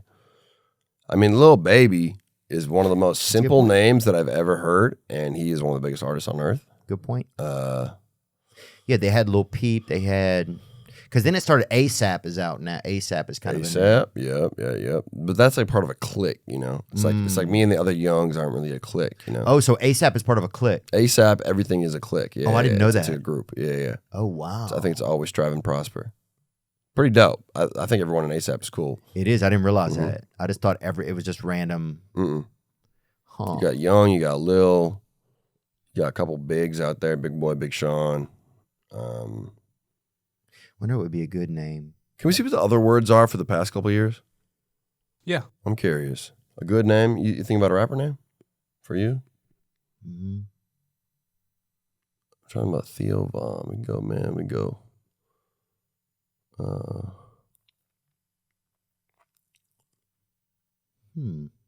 What to let people comment. Hey, if you're watching on YouTube, put below what you think my rapper name would be.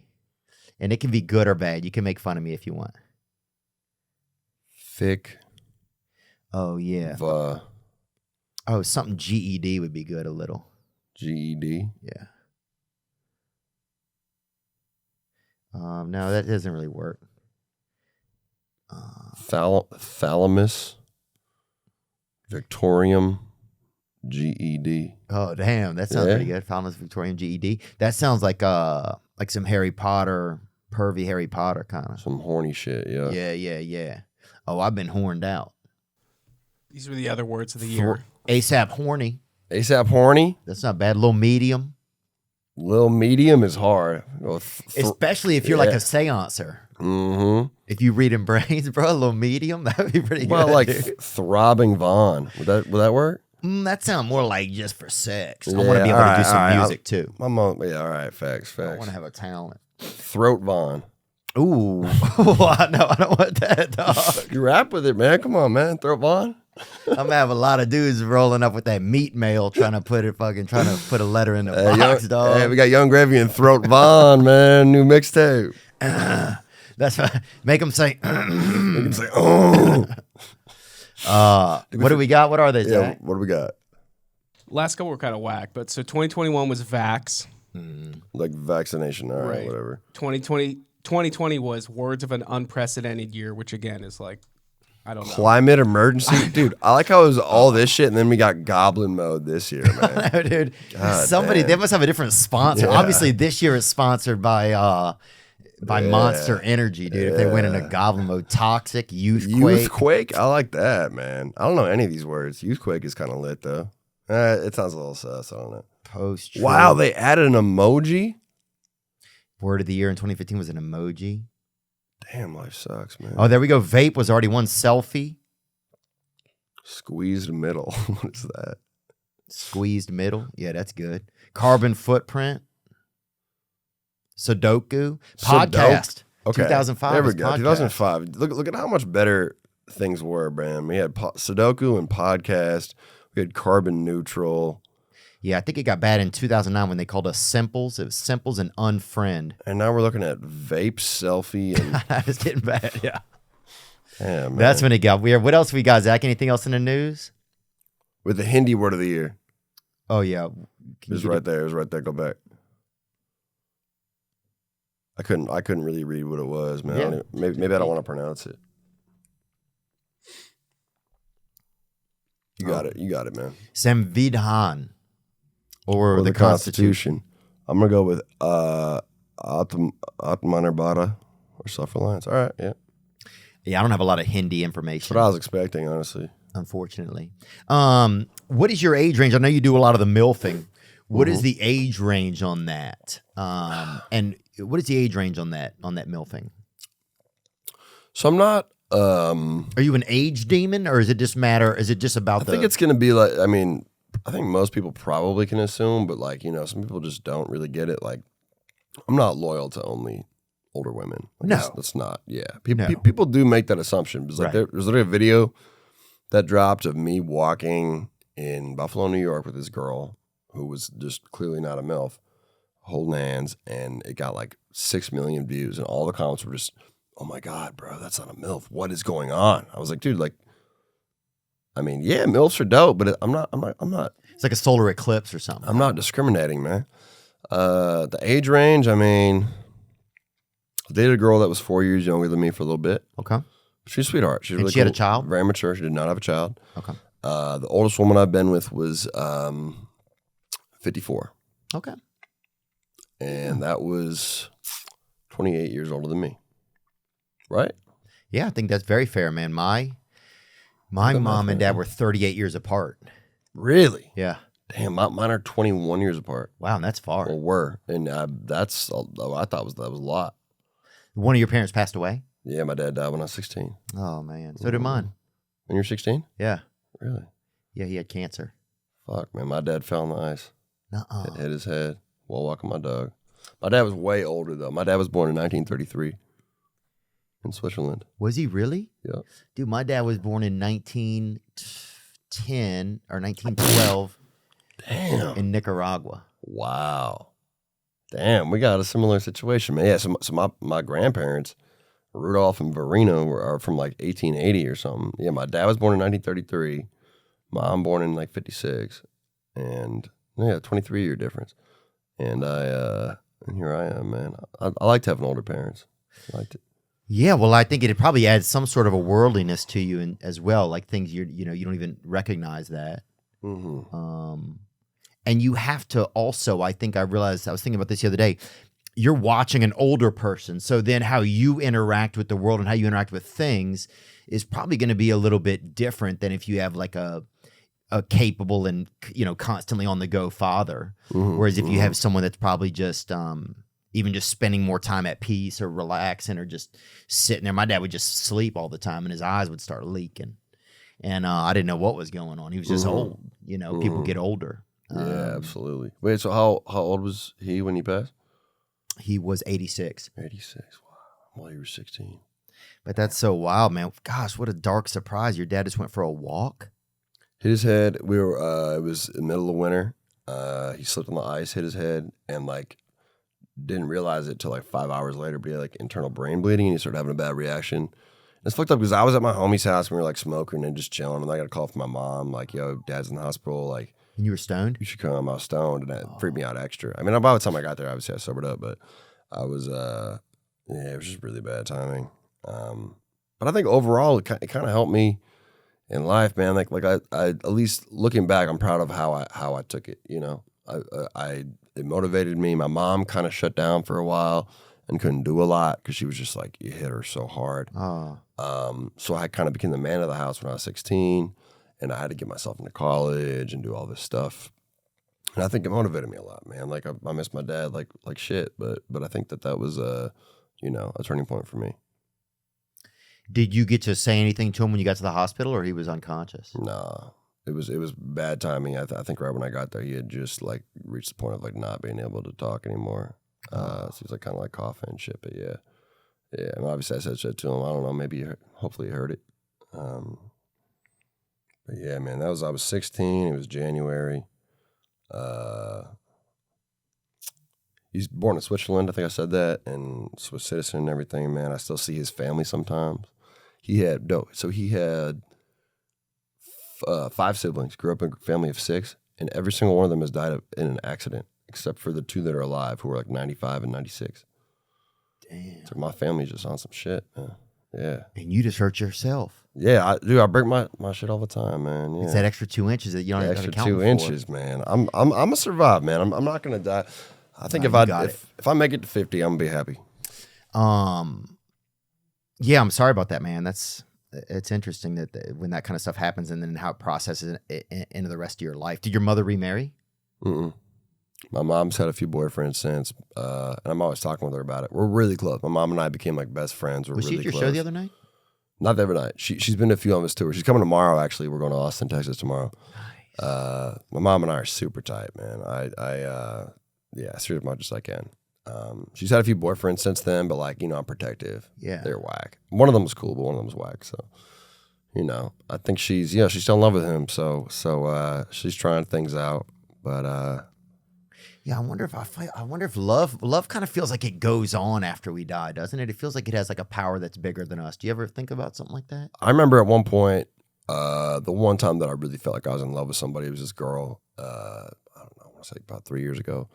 And I was like I was more afraid of her dying than anything else. I was like, she could break up with me, it's all good. But if she died, I was like, dude, I'm gonna be fucked up forever. Wow. Because I was like, man, like I love this bitch, and I don't want, to like forever for the rest of my life think that like compare everything in my life to her. Damn. Now that we broke up and like everything's over and like I see what she's on now, it's like I feel better because I'm like, oh, like she's happy. I'm happy. We're different. It makes sense that we're separated rather than like, oh, this could have been perfect. And then she died, Yeah, love. Yeah, well, yeah. I mean, love almost feels dangerous, and it's almost like, damn, do I even want to go to this thing that's fucking scary, bro? When it incites feelings like that, and like, it's funny because being in love, people think like, oh, I want to be in love, that it just is like only this positive thing, but it's kind of got this trap door that's, you got to be careful with your footing in there. Yeah. I think I've only been like maybe like 1 or 2 other times. One of them was pretty recently that I kind of felt that same way. And man, it's hard because it's like, especially with like, at least how I live, and I assume kind of how you live, it's like when you're traveling all the time, it's really hard to like, you got to find the right person that's down to like, accept that you're going to be gone all the time and be all over. Be around people and not have you got to be able to jealousy. manage it. Yeah. So, yeah, that's a hard look, man. It's hard when there's opportunities to meet women. And did you get a lot of girls growing up? I mean, you seem like a tall, kind of handsomer guy. You guys usually do pretty well. I'm tall. I actually, you know what? I think part of the reason I sort of have game now is because when I was around maybe 15, 16, I was part of like this. In my hometown, there was the Skaters and there was the Hicks, right? Oh, yeah. And the Somalians. Those were like the 3. The small hands? Somalians. Oh, Somalians. A lot of them in Minnesota. I was like, damn, small hands. I want to see small these hands. motherfuckers. The Somalians. out there, Those are my boys. So it was like those were like the three groups of like the dudes within my hometown. There's 4 high schools, but like still, it was kind of like split. Skater stoners, hicks that like drove trucks, wore steel toe boots, and the Somalians, which were like just not just Somalians, there's the Vietnamese, there's everybody, but everyone kind of had their little like crews. But then there was just all the girls were kind of like free game, like all over. You know what I'm saying? Where was I even going with this? You What were was the saying question? when I was growing up, there was 3 types of people, and I was Yeah. like, oh, do you know anything about Yeah, it was like, did you have game in high school? Oh, did I have game? Yeah. Okay, yeah. Sorry.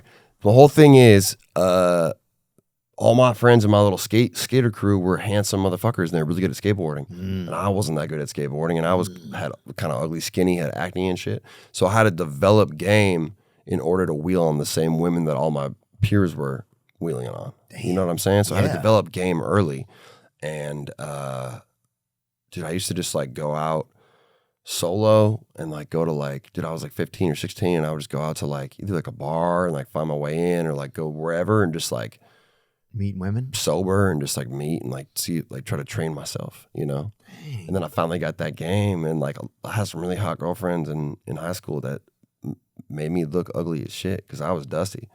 And I never really like came up and like I kind of grew into my body when I was in college, and like, got the facial hair and like became like a normal looking dude. I wasn't like a fucking little trash can man, but I was definitely a little dusty. I could see you kind of look like almost like George Washington's fine son. Oh, I'll take that, man. Shit, let's go. Okay, thank you, sir. So yeah, man, I developed game early on, and I think that sort of confidence and charisma carried into my music and helped a lot with like just even like any risks I was taking. Fuck Yeah, it, you got to be I can do it. you have to be really confident up there to do that. It's interesting watching somebody. It's funny watching somebody else do their art.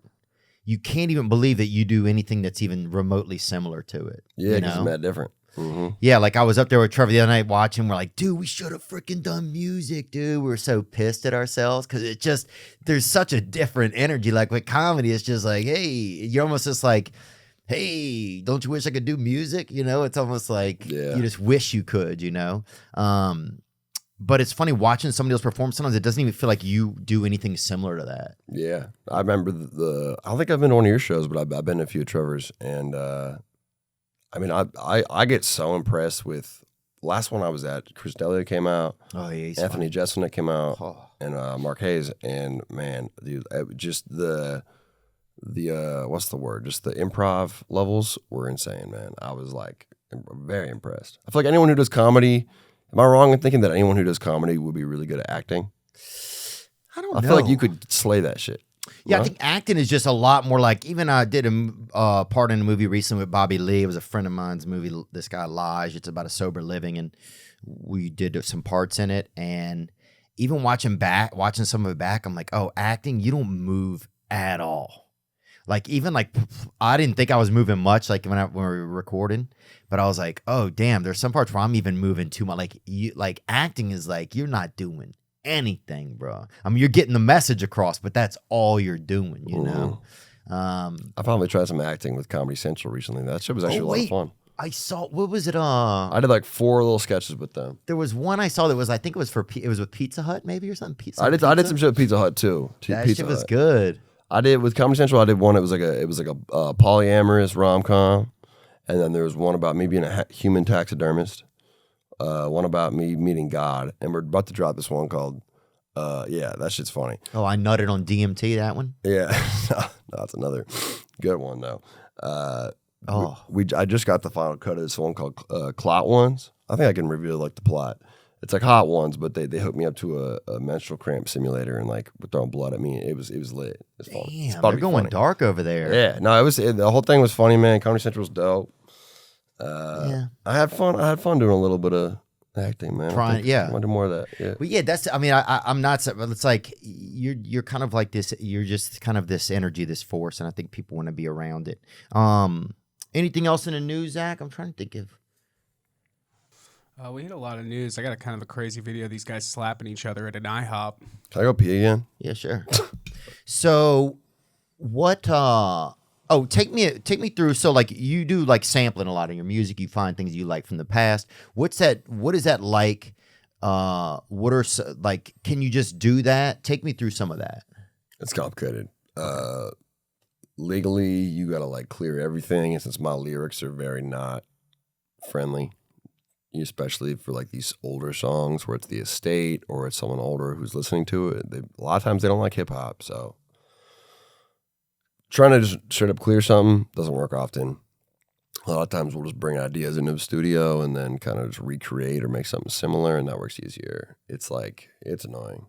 So I finally found producers that can just make their own shit off the top, which is dope. But yeah, it's annoying.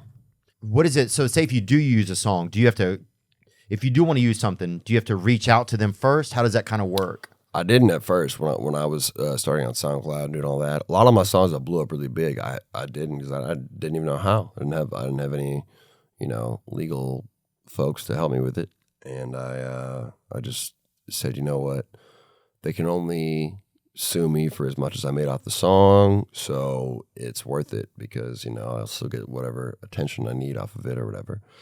The only actual time that I've had to like take a song fully down and like give all the money away was George Michael's estate with I sampled Kyo's Whisper, and I'm signing the check this week for the 190K. But besides that, it's like, wow, cool. So they asked for 190, or was it negotiated? How do you have like a now? That was just all like they had to like get reports, and that was how much money I made on the song. And that's kind of a deep cut too. So I was impressed that they like figured all that out. But I got to pay them that. Everybody else, like, we'll just they'll take a little check and they'll take like some publishing on the song, so like a percentage. But they're usually pretty cool about it. Yeah. And nowadays, now that I'm signed and everything, I can't, like, I have to go through the full process. Yeah, is it almost kind of a bummer? It's like once you kind of get to some levels of achievement, you then have to do. It messes up my style. A lot of like sort of the staples of my style I can't do anymore, and I have to like try to recreate in other ways. Yeah, which I found ways to do, which is like little like old school samples and stuff. I can make my own. I can make my own sample, like full on samples from scratch, like a full song, but like. It's not, it's not quite the same, but I figured out ways to make it work. So is that say there's somebody who's wanting to sample stuff, they like sampling, they're trying to figure it out for themselves. If they're afraid to put their music out there, they're like a new artist, right? Do it. Would you just tell them to do it? Yeah. Do it. Yeah. If you're early, do it. It's worth it, man. I didn't have to deal with any of it until I think once my songs were getting more than like 30 million streams, like that was when people started noticing. It's like before that, they're not going to, if it's something old at least, they're not going to notice. And if you do it right, like, and they like the song, they're most likely going to clear it. Out of like 10 different situations I had, only one of them ended up really bad. So I'd say do it. If you want to sample something, do it. It's worth the try. You got arrested, you said a couple times. What was take me through one of those issues? Yeah, so I've told a lot of these stories, but I guess I haven't really delved fully into the third, which was I want to say December 2019, maybe. It wasn't that long ago. It was right before Christmas, and I was drunk in Atlanta, and I wanted to go get some food, right? Yeah. And my whole crew we were in Buckhead. My whole crew that was with me, they didn't want to go get any food, so then I met this random fella, spiky hair, kind of reddish. He was like, man, like, what's good, gravy? Let's go get some pizza. And I was like, hell yeah. So we walked like 2 blocks, and then there's DeKalb Tire, right? Mm-hmm. Tire store right there on the block, middle of Buckhead. He was like, yo, man, this is my dad's shop. He's like, this is my dad's place. You want to go inside? I was like, of course. Yeah, let's get it. So we go around back, and he takes like a sort of like a shovel and like props open the garage door in the back. And I guess I just figured it was normal. I was like, this is how you get into your dad's business, man. It's all good. Yeah. And we get in there. We're fucking around. Like, we're in this tire store. Like, some of the lights are on. We're just jumping around. We're, like, rolling tires back. Just some drunk, dumb shit. Rolling tires back and forth. Climbing on pallets. Like, having a good time. And then, bro, this shit sounds fucking erotic, dog. Dude, it was just like some bonding shit with the homie, man. Right, dog. I don't even remember his... I know what you're saying, yeah. I don't remember his fucking name. Anyways. Yeah. I am just... I, like, look down at my phone because someone had called me, and I, like, look back up, and I just, like, look around. I'm like... Buddy is gone. He's completely gone. And I couldn't remember what his name was. So I'm in this tire store, and there's like all this shit laying around. And I'm like, fuck, man, like, what do I do? So I just walk out the back door, and there's 3 cops there, like guns out, like flashlight on me, like get on the fucking ground. So he like, set you up, you think? I don't know. He didn't set me up. I think his dad didn't own it. It was some random kid who somehow knew that like he could get into the back of his tire shop. He brought me in there, and we were like just fucking around. And then he must have noticed that there was like a cop car or something, and he ran. And then I just walked out like innocently, and there's 3 cops waiting, and I got fucking arrested for breaking and entering into a tire store. Oh, dang, bro. You know what I ended up doing, bro? Is my Midwestern self, man. After all that, I went to jail for the night. It was, dude, I was in this cell with all these dudes, and they were just, oh man, it was. I had to freestyle to like to gain some, Toilet access, I'm sure. It's yeah, hectic I was in a huge cell. I had to gain some credit by freestyling. Wow, was that scary when you first went in? A little bit, but I was like, You stand out. I was just kind of geeking out. I was like, man, I can't believe this is what led me here. But it was Fulton County, so it was like mid Atlanta. Only white dude there for sure. Did anybody recognize you in the jail cell? There was one kid. Yep. But I was like, shh. I was just like, no, let's not. There was another time where I my first time going to jail was in Iowa. I beat up this kid who was being racist to my friend. And I got bailed out by fans because I put up a story of me like in the jail cell because they forgot to take my phone, not the cell, in like the processing area, and I filmed the other kid that I had beat up, and it was him bleeding. He was like, "Oh fuck you," blah, blah. But somehow these fans could tell that I was in Ames, Iowa, and they pulled up and paid my bail and got me out. Dude, that's amazing, bro. Got some. So literally, like the guard walks in, he's like, "Hey, is there a little gravy in here?" And I was like, yes. Yes, there is. Yes, there is, man. So that was a good one. The tire one, I had no explanation. I was like, yeah, man. So my homie, his dad owns the place. Like, it's all good. Like, what's his name? I was like, They hit you with that hard question. I was like, shit, I don't know, man. I was drunk. And so I have multiple charges of criminal trespassing in Georgia now. And one, in Iowa, that one turned into an assault charge. And then basically I got a good lawyer. The other kid that was in the fight did not. Wow. And I showed up to court. He didn't. He now has assault in Iowa after getting his ass beat. And I have creating a raucous noise. Ooh. So I created a raucous noise in Iowa one time. Defeating racism. That's what the raucous noise was. Yeah, I defeated racism, man. That is a raucous noise, man. Mm-hmm. Wow. Yeah, that tire shop, man. We've all been in some kind of instance like that. Weird, wrong place, man. And I think it was Christmas Eve that my friend bailed me out the next morning. It was Christmas Eve. God, it feels good getting out of jail, doesn't it? There's something nice about it. So good, dude. When they come in your cell, because they don't pay you attention in jail. If you're in there, if you have any questions, anything you even want to you even want food, they'll turn down the AC on you, get your ass all cold and shit. Anything you want, they'll just not even look at you if you ask for it. But like when that dude comes in and finally says like, yo, Matthew Howery, it's your time to go. It's like, I think I shed a tear just about every time. Free at last, dude. That's Amistad, bro. Mm-hmm. So what about when you go out? Did y'all go eat or something? You just go rest. What do you do when you get out? I never gotten out. Get out of jail. You've never gotten out. I gotten out of jail one time. And this dude in there kept yelling. I remember I got in there. We were smoking weed in some people's house, and the cops show up, and then they bring 2 children down from upstairs. And I'm like, whose children is it? And they're like, that's a great question. Y'all are contributing to delinquencies of minors. How old were you? I was probably 19. Wow. So they brought these 2 children down, and they almost look like bots, bro, like plants, dude. Like I'm sure they brought these bitches up the back steps, like man. Yeah, it was just anyway. They're like rubbing their eyes. It looked too fake, right? When I had a little doll in their hand, I'm like, these, you know what I'm saying? And we were just sitting in a living room smoking weed. So we all went into jail. I got locked up with this one kid, this one dude who kept taking his shirt off and screaming that he wasn't a homosexual, And I didn't accuse him of being a homosexual. I think he thought he thought if you went to jail that you were going to be a homosexual, and it was like, I was like, I'm not being homosexual, so you're good, dude. Chill, bro. Like, and he kept taking his fucking shirt off. I think he was trying to trap me, like a gay trap. But, that reminds me. The first time I got locked up, it was in also in Georgia. It was 8 of us, but we were at a house party, wrong place, wrong time, blah blah blah. Every time, wrong place, Yeah. wrong time. That's got to be your next album. That's In the end, I got charged with a bunch of shit, and that's what led to the Montana thing. But this situation, when we got there, they kept calling me a Yankee, and they were like not fucking with me because everyone else was from Georgia. I'm the Minnesota kid, and this is like backwards, like Deliverance, Georgia. Oh yeah. And they were calling me a Yankee and shit, and they put all 7 of my friends in one cell together, and they put me in a separate one with this dude Danny.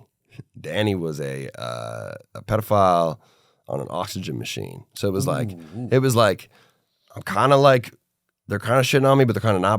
But they clearly hated this fucker. So they put the thermostat down to like 55, and I'm in there, and I was hiding in the woods. So I'm in like a t-shirt and some shorts, and I'm wet.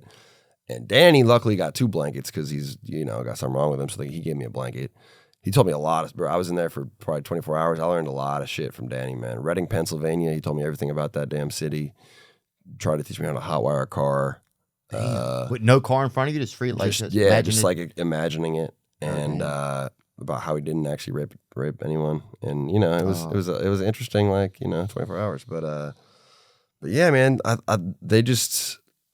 When they get you in that situation and you're like in the fucking pen, it's like they have all the power. And it's like, you know what? I don't like this kid. He's not from where I'm from, so I'm going to put him in here with the pedophile. And what about nighttime? Do they have nighttime in there where it's like lights off kind of thing? No, there's no lights off. No. This is like jail, like holding. It's like in between jail and prison. So it's like they really want to fuck with you and make you feel like shit. So like there's no lights off. Temperature's low. I was sleeping on like a little Civil War book that Danny got as a gift from somebody. Yeah. No, I didn't get processed for like 14 hours, so I was there. I was just on the floor, no bed or anything. And you can have your phone with you? No, hell no. No, it was Iowa. Georgia, the jail system was fucked up. Iowa, they just lacked, and they just forgot to take my phone, so I had it. But no, in Georgia, it was like everything was taken on site. Yeah, man. They don't like me down there. Georgia just does not fuck with me. I'm banned from a few strip clubs in Georgia and shit. I could see that though. I used to fight people a lot. That was my problem. I used to fight people a lot. Really? Mm-hmm. So I fought some bouncers at Claremont Lounge. You ever been there? Yeah. Mm-hmm. I'm banned from there forever. They have like a wanted poster up for me. Type shit. Yeah. That's so great. I have a really good friend who's a professional MMA fighter that I always go out with there. So it's like I used to get into this like mentality like, oh, I don't give a fuck. I'll do whatever I want because if we get in a fight, I'm with Joe Bradley. And yeah, man. Damn. Then I got banned from Claremont Lounge. God. Yeah, Claremont, dude. I bought drugs in there, and people, you don't know if they're mint. Everybody's, it's sort of like it's like a little. It's like a wild card and Uno. Everything, it's like yes. Everything, yeah. It's everything. It's draw 4. It's draw 400, bro. Everybody in there. Yeah, everything. Yeah, dude. Everything's wild in there, man. It is, bro. It's wild. It's a great place. If you've never been to Claremont Lounge, there's senior citizen strippers in there, and a lot of people have heard about it by now. But it is a great place to go, and a lot of closeted men will go in there and like who have families and stuff, and they'll meet other men in there. I noticed, but yeah, and there's just breasts that are beyond what you can really picture. Anything's a tit in that bitch. Yeah, you can picture the biggest breasts you ever seen, and they have bigger there. Claremont Dude, we used Lounge. to do this fun thing in our class in school. One of us would go behind. They had a chalkboard and a little bit of space between the chalkboard and the wall. And one of us would go back in there and you'd like kind of get your pants down or whatever and pull your nuts like over your wiener kind of and pretend like it was a baby's head. It looked like a baby's head and you were having a baby. And then you'd What kind of brought this to mind right now? just something kids, like, Okay, yeah. like I don't know. What were you talking about a second ago? I was talking about big tits at Claremont Lounge. Yeah, so I was just thinking about crazy shit. That Okay, all happens. right, fair enough. Yeah, but it's like it would almost look like a baby kind of. But I remember the goat. They used to call it the goat. Oh, yeah, pushing it back You and push it doing back that. and you bend over. Yep, the goat, man. Yeah, this one you kind of pull your nuts. Oh, you kind of like create this. It looks like a baby's head coming out of your body. It's actually, it's cool. It's pretty dope. It's pretty artistic, man. It's cool. That's Yeah. kind of like a Halloween. It's kind of like a Halloween kind of vibe, It definitely sort of. It looks So like a meteor just landed. Yeah, right so on- we gotta wait another couple seasons before we get that again, man. Shit. Yeah, that's a we rare- just, yeah, just dude. missed Halloween, man. Shit. Yeah, you don't get that every month, bro. Gravy. The tour. It's keep going on. How long is this tour going to go on? December 16th. We got. Let me think. I'm flying to Austin, Texas tomorrow. It's my mom's birthday tomorrow. She's pulling Dang. up with my half sister. We're gonna have a good time. And then we got like 4 shows in a row in Texas. Then I come back here. Actually, I just booked my flights today. I have 3 off days, so I'm coming back here to LA for a little bit, and then we do the West Coast, like Seattle, Vancouver, Boise, couple of spots, and then I'm a free man. There you go. Yeah. And you pick back up February 9th next year. Yeah, I got some random. Go to Australia. I'm doing the AVNs in January, Bet. and then I got like one show I think in like Florida, and then Australia, man. Amen, man. Australia, New Zealand, Tasmania, and Hawaii. I never thought I'd ever go to Tasmania, but I'm going there with the Venga Boys. Remember? Boom, boom, boom, boom. I want you in my room. The night together from down until forever. Boom. On the same stage. Oh, dang. That's great. Mm-hmm. That's great. Oh, man. Well, thanks so much, bro, for coming in and spending time. Thanks for inviting me out to your show the other night. Yeah, baby. Yeah. Glad you made it. Glad It's you liked cool, it, bro. too. Yeah, it's just, it made me want to go to more shows. It made me want to have more fun a little bit. That's what it kind of did for me. It's like, oh, this is fun, man. Everybody here is having a good time.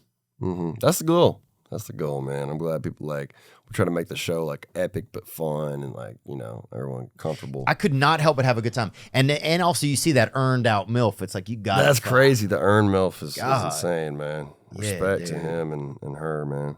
Gang, baby. Yeah, gang. Young Gravy, thanks, man. Thank you, brother. Gang, baby, I'll see you in the Pleasure future. always. I'll see you soon, man. Thanks, y'all.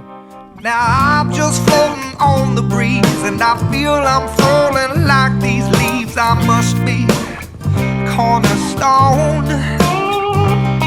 Oh, but when I reach that ground, I'll share this peace of mind I found. I can feel it in my bones.